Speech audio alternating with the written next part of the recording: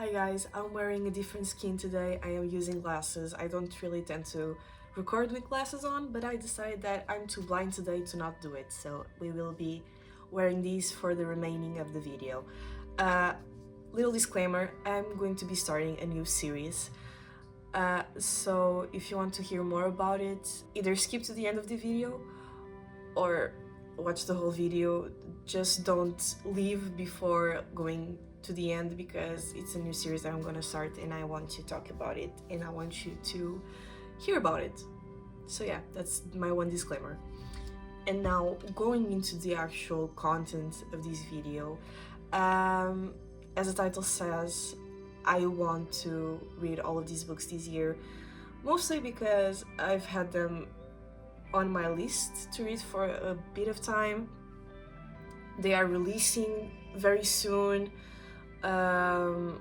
or they're just classics, I guess. Some of the books in here I've already read, because at the recording of this video I've already recorded my last one and read some of the books for this year, so some of them I've already obviously read, but these are the ones that I actually want to focus on and say, yes, I have read all the books that I really wanted to read this year, and actually stick to it, instead of saying, oh, I might want to read this one because it seems interesting.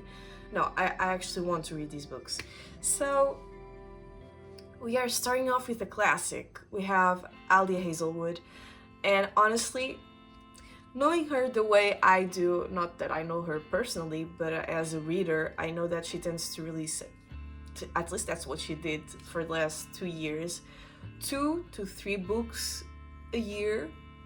So I'm expecting to read the new books that she will be releasing this year. I don't know what they are, they haven't been announced yet, but last year she came out with an audiobook called You Can Play, and I was going to listen to the audiobook, but then university stuff happened and I had no time.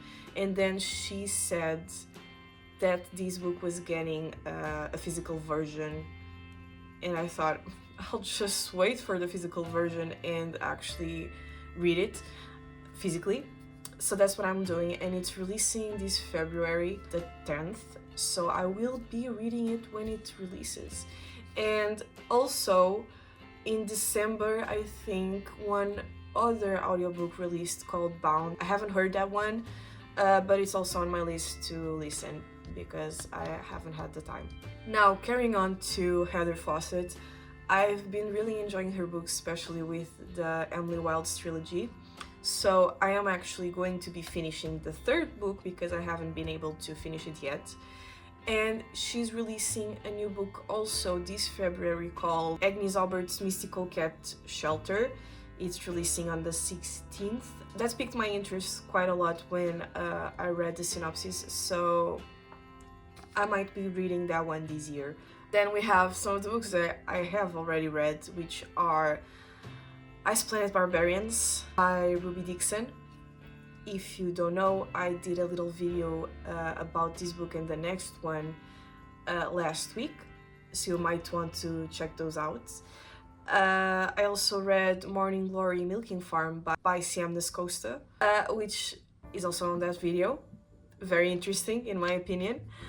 Then I have Soul Searching by Lyla Sage. I actually got it for Christmas. I haven't read it. I don't know anything about it other than it's a bit paranormal, so it seemed interesting, so I might be reading it this year, and it's romance. Then we have an author I met last year, which is kuang. So I want to read Babel and katabasis. Don't know how to pronounce that word. I think you can pronounce it however you feel like it. So I have the physical versions of those books that I really want to read, and also Yellowface, because it's fiction, I think. I'm pretty sure it's fiction, and I don't really read a lot of fiction, so it seems something I might want to do. And also I have the signed version, like please, I have to read it. And second to last, we have a classic, because I need to start reading classics. It's a shame that I don't read those as much, but I feel like I might get bored, and since I'm afraid of getting bored, I tend to not even pick on those. So I need to read them.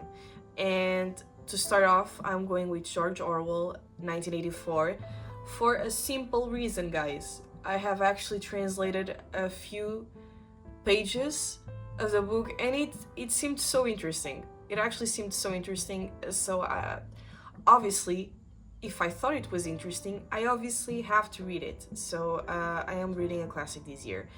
And if I don't, please fight me, because I need to. And lastly, you know when you have a guilty pleasure, a guilty food that you know is bad for you, but you need to have it sometimes? That's what this series is to me. So if you don't know who Jennifer L. Armentrout is, she writes romantasy with quite a lot of smut in it. And her most popular series is From Blood and Ash. And I knew it was going to be bad, but I started reading it. The first book, awful. It was good, like the story was there. It was so interesting, but at the same time there was so much sexual innuendo in it and content that I was like, oh, this could be so amazing if you only stuck to the fantasy portion. And then 5 more books came out and I read all of them. Every single one bad, some better than the others. And now, last year, I think it was between September and December, she came out with the 6th book, which was the primal of Blood and Bone. And I am starting reading that one. I am starting off on that one for one simple reason. Her last book of the series is coming out this year, sometime. It's supposed to be early 2026, but there's actually no dates available yet. You only know that it's coming out this year if it doesn't get postponed. But I really want to finish this series, so I am going to give myself that little pain of reading something bad that I know isn't good for me, but at the same time it gives me a little bit of pleasure, because I know it's bad, but at the same time I'm so attached to the characters and how bad they are that I just need to finish the whole story. So those are the 2 books that I'm also going to be reading this year, if the last one does come out this year and doesn't get postponed. That's my one reason. And going now into the Goodreads Fable Challenge, how many books are you reading this year? And as I did last year, I only put 1 book on my challenge, for the simple reason that I'm not the type of person that gets motivated to read if I see a number and I have to get to that number. I am more of a person that sees that, gets anxious, and ends up not even reading because it's too much stress on my body to be like, I need to achieve that number. Oh, but I don't have the time. And then I just end up procrastinating. So I'm removing that from my life and only putting the 1 book challenge. I've already completed my yearly challenge. I read 1 book. I'm currently on my 4th book of the year, which I'm really proud of. So I suggest you do something similar and only take a challenge that you actually can handle, and then don't get depressed because you weren't able to achieve it. If you normally tend to always read 10 books a year, put a challenge at 10, and if you read 20, great on you. Just don't put too much stress on something that's very statistical and can actually fluctuate a lot due to work and life balance. So that's my opinion. And lastly, the new series that I'm going to be starting on my channel. It's actually inspired by Emma, in this case Amy here on YouTube, where she had a series called, I think initially it was called Read It or Yeet It. So she started to do something like this, where she would put all of the books that she hasn't read yet and needs to read, with different tags of different colors to define the genre they were. And if she read it and didn't like it, she would like dispose of the books, either give them to people, put them on little libraries, and that's what I'm doing. But in this case, I'm not going to be getting rid of my books, especially because I've been doing a lot of assessment on the books I have, and I've already sold some that I know that I wasn't going to be reading, and others I have with me have a sentimental value. So I just really want to dim my physical TBR, and that's what this is. These are all the books that I have that I haven't read. So it's probably 2/3 of my bookcases. I have close to 100 books in here, probably, because I have more than 200 books.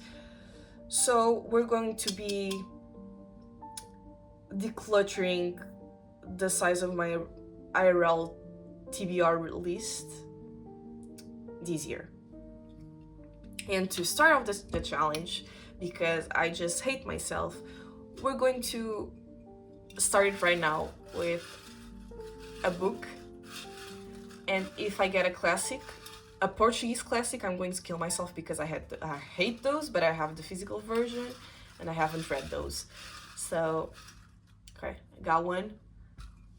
And it's Jules Verne. We have Around the World in 80 Days. I have the Portuguese version of all of his books, so I'm going to be reading them in Portuguese, but I do know which ones they are because I'm a translator. I know how to translate books. So we're going to be starting off the challenge with that one. And I'm actually not too mad about it because yesterday I was thinking, I could actually just start off by reading all of his books because they aren't too big. So there we go. That's the first book of this challenge, and I will be doing a video about it. And other books that I will be reading. I'm not just going to be doing a video about one book. So that's it. I hope you enjoyed this tiny video. I talked a lot. I always talk a lot. I'm going to be sticking to those books this year and the ones I can finish off this challenge, and try not to buy more books than the ones I can handle, because I had a shopping spree and shopping addiction of books in 2023 and 2024. Last year, the ones I bought in Japan don't really count because they're manga, and I've read 90% of those. Some of them are here, so that's a positive. So yeah, I hope to see you very soon in the next video, and if you like this type of content, subscribe. It's easier for you to know when I am posting videos, and give a little like on this video because it does help me. So yeah, I'll see you very soon. Bye bye.